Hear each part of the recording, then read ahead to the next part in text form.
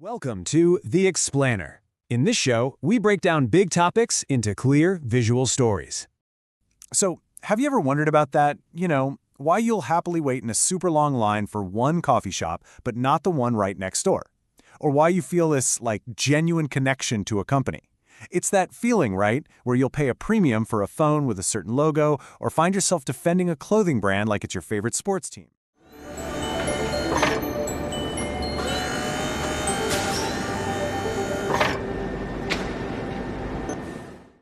Well, let me tell you, it's not magic, and it's definitely not an accident. That kind of loyalty, it's the result of a really deliberate architecture, something that's designed from the ground up to build customer devotion. Think of it like a building. It's got a solid foundation, protective walls, and maybe most importantly, a deep, even biological connection to you, the customer. So, where do we start? Well, you always start with the blueprint, right? Okay, so the foundation of this whole structure, it all starts with the blueprint. And that blueprint is really all about how a company sees the world, and, way more importantly, how it sees you. Now, for years, a long time, the whole approach was completely inside out. Yeah, for decades, marketing was basically guided by this thing called the 4 Ps. It was a model that was focused 100% on the business. But, as you're about to see, a much more powerful model came along, the 4 Cs. And it just completely flipped the script by putting the focus where it should have been all along, on the customer. Okay, look at this. What's so fascinating here is the shift, right? It goes from being this internal monologue, what we make, what we charge, to a customer-focused dialogue. So product isn't just about what the company makes anymore. It's about what the customer actually needs. Price isn't just the sticker price. It evolves into the total cost for you, and that includes your time, your effort, the whole thing.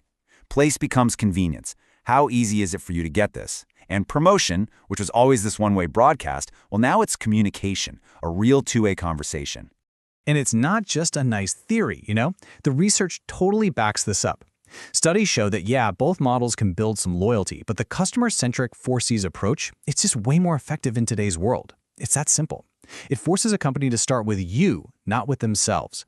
But okay, let's be real. A strong blueprint? That's not enough, not by a long shot.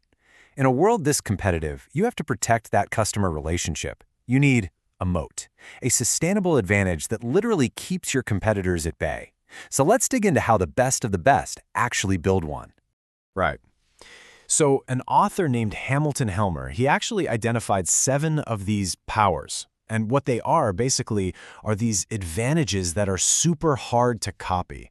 They let a company maintain high margins and just thrive for the long haul. We're not going to go through all 7 today, but we are going to focus on 3 that are absolutely crucial for building that devotion we're talking about. So yeah, let's take a look at how these elite brands use process power, switching costs, and branding to create their moats. And listen, I know these might sound like business school buzzwords, but trust me, they're not.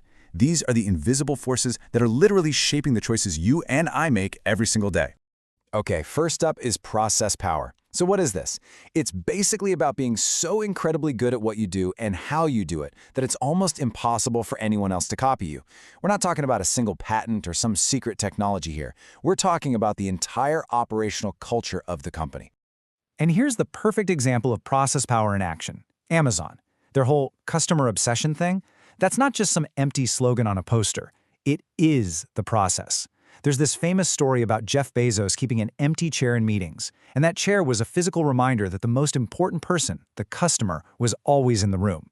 That simple idea, that process, drives everything they do, from their mind-blowing logistics to their cloud services. All right, next up, we've got switching costs. This one is all about making it feel really difficult or costly or just a huge pain to leave a brand. Now, this isn't about trapping customers, okay? It's about creating so much integrated value that the thought of starting over somewhere else just feels like a major step backward. And who is the absolute master of this? Apple, of course. Think about it. Your photos, they just magically sync to iCloud. Your iMessages pop up on your laptop. Your AirPods switch seamlessly between devices. Every single Apple product you buy makes all your other Apple products even better. So, leaving? It doesn't just mean buying a new phone. It means you have to untangle your entire digital life. It's a huge hassle. And that brings us to the last one, and honestly, maybe the most powerful of all, branding. This is the magic point where the brand itself becomes the reason you buy. It's when a product's value goes way beyond its physical features and starts to tap into your identity, your values, your emotions.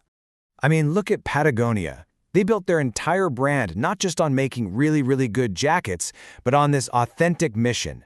And what that does is it turns a simple purchase into a statement. When you buy from Patagonia, you're not just a consumer anymore. You feel like an activist, like you're part of a movement. Now that is a connection that a 20% off coupon just can't break. So we have the blueprint and the moat. But what's actually happening inside our own heads when we make these choices? Well, this is where it gets really fascinating. The final layer of this whole architecture, it's not strategic, it's not operational, it's biological. Yeah, you heard that right. That feeling of loving a brand, it's not just a figure of speech. It is a real, measurable neurochemical reaction. Seriously, neuroscience shows that when we really connect with a brand, our brains release chemicals like oxytocin. And that's the very same hormone that helps us bond with other people and build trust. So the best brands have figured this out. They're like conductors of an orchestra, and they orchestrate experiences specifically to trigger these key chemicals. They want that hit of dopamine, the reward chemical. That's triggered by things like super fast delivery or a surprisingly easy checkout. Then there's oxytocin, the trust and connection chemical. That gets released through, say, really empathetic customer service or feeling like you're part of a community. And finally, serotonin, the status chemical. That kicks in when a brand makes you feel important, recognized, like you're part of some exclusive club. Okay, so now let's put it all together. Let's step back and see how this entire architecture, from that marketing blueprint all the way down to the chemicals in our brains, how it all functions as one single cohesive system. So it really is a three-layer process when you think about it. First, you've got to lay the blueprint, and it has to be centered on the customer's world. Second, you protect that blueprint with a strong strategic moat, using powers like operational excellence and branding.